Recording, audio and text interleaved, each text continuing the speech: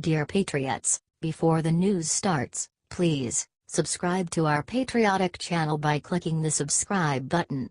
Give us a thumbs up to this video. Don't forget to leave your opinion below in the comments section.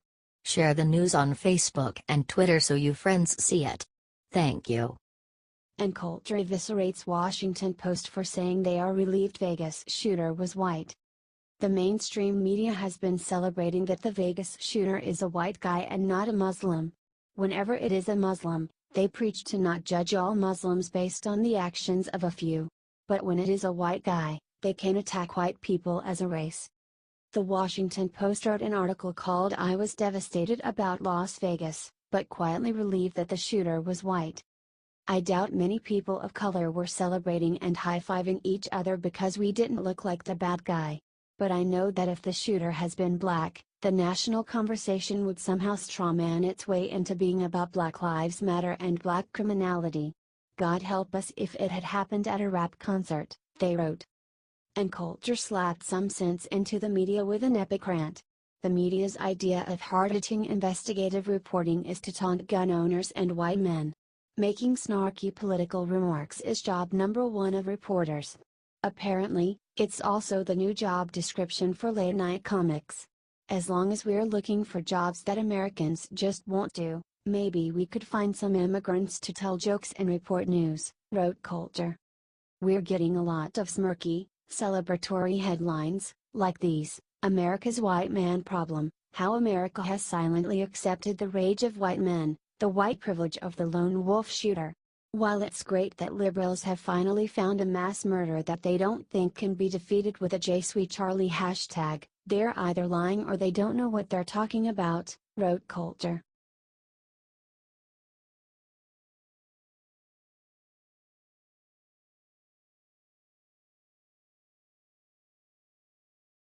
It only took 4 words for James Woods to crush Jimmy Kimmel after emotional anti-gun rant. Ever since the shooting in Vegas, talk show host Jimmy Kimmel has repeatedly used his platform to insult Republicans and conservatives. Because they are more pro-Second Amendment, Kimmel accuses them of not caring about the victims and even for being responsible for the shooting. However, conservative actor James Woods was able to crush Kimmel in just 4 words. Woods posted a link to an article from Mercury News called "Jimmy Kimmel Increases Security at Show Due to Trump Supporters." Ever since the late-night show host began crusading against the effort by President Donald Trump and congressional Republicans to repeal the Affordable Care Act, there have been incidents with Trump supporters that have forced him to increase security at his show tapings, says the article. "Surely not armed security?" tweeted James Woods. And that right there is the issue with Kimmel's entire argument. There are a lot of things we could do about it. But we don't. Which is interesting because when someone with a beard attacks us, we tap phones, we invoke travel bans, we build walls, we take every possible precaution to make sure it doesn't happen again.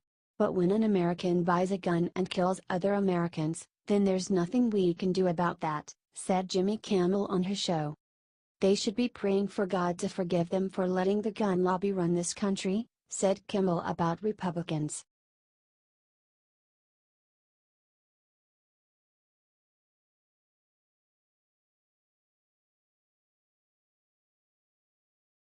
Nothing was happening. So, I tweeted, "Hillary takes credit for Trump's efforts to help Puerto Rico." Failed presidential candidate Hillary Clinton just tried to take credit for all of President Trump's hard work in Puerto Rico. At first the media tried to say that President Trump isn't doing anything to help Puerto Ricans. Now that he's doing so much that they can't deny it any longer, they are going to try to give credit to Hillary Clinton. Recently with the hurricanes and particularly the damage in the Virgin Islands and in Puerto Rico, I was right in the middle of our government responding to the horrible effects of the earthquakes in Haiti, so I know what we're capable of doing, said Hillary. And I waited because I thought they don't need me saying, "Hey, send naval assets, get the hospital ship Comfort down there," but a couple of days later nothing was happening. So, I tweeted, she said. I tweeted at the President and the Secretary of Defense and the Defense Department. And I basically implored them to send naval assets, including the hospital ship, And it took a few more days and then finally they did, she said. She went on to argue that tweeting is the best way to get a response from the president. I suppose I could go on some of the TV shows he watches, but I think tweeting helped, she said.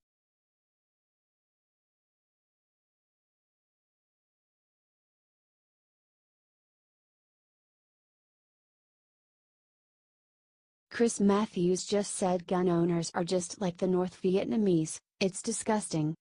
In the aftermath of the Las Vegas concert tragedy, liberals have been shooting themselves in the foot, so to speak, with the hysterical way they have tried to politicize the event and push for laws that will restrict Americans' Second Amendment freedoms.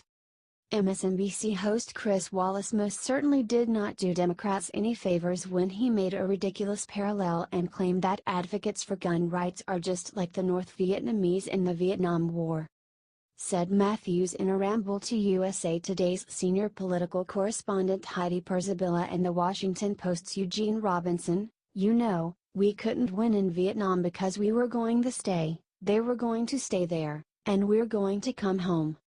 He continued, "The people who are for gun control get interested in something for a while, but the gun owners stay with it. They never leave it. They're the home team, and they're never going to let people touch their guns." Instead of knocking Wallace for his absurd and offensive statement, the liberal panelists agreed with Chris. Robinson went even further and said that gun owners, just like the North Vietnamese, always have the edge on intensity on that image.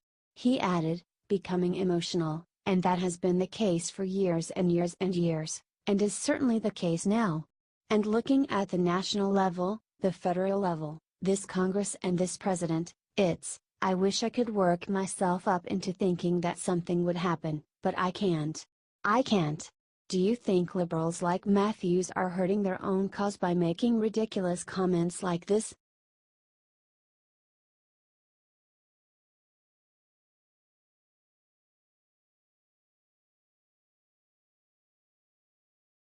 Rachel Maddow just said who her favorite Republican is. It's last person you'd expect. It's not news that MSNBC host Rachel Maddow is an odd person.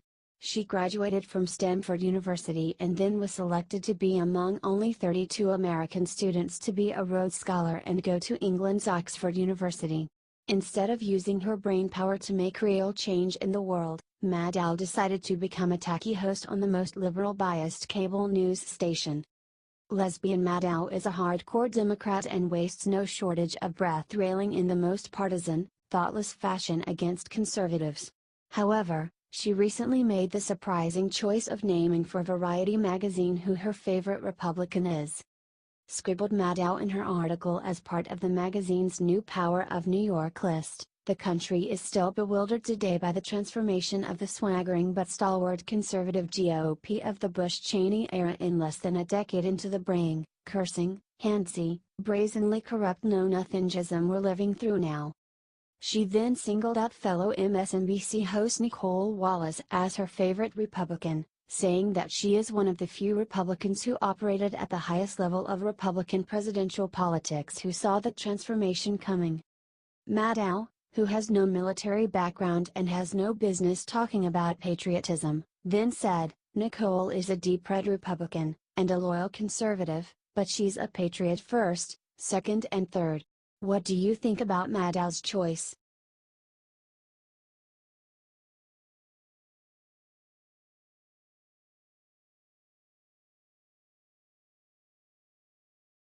Nancy Pelosi admits that her attack on bump stocks is a slippery slope to what she really wants. Nancy Pelosi exposed what her true intentions are when it comes to gun control, and it isn't good. Democrats often try to say they don't want a full ban on guns, they just want common sense gun control laws. However, if you give them an inch, they will take a mile. There have been many liberals arguing that we need to be more like Australia, who banned guns entirely. There are going to be Republicans who resist this because they say, give the gun control people an inch and they'll try to take a mile. So how do you plan to overcome that when the truth is that you would like to go further? A reporter asked about Pelosi's call to ban bump stocks. "So what?" responded Pelosi. "They're going to say, You give them bump stock, it's going to be a slippery slope. I certainly hope so. But I don't think bump stock should be a substitute for the background check, said Pelosi. By the way, the background check is a compromise. There are many more things members want to do, and we're saying, how do we save the most lives? We save more lives with a background check, said Pelosi. Her comments are especially ironic because the Vegas shooter would have passed any background check. Why can't liberals respect our Second Amendment?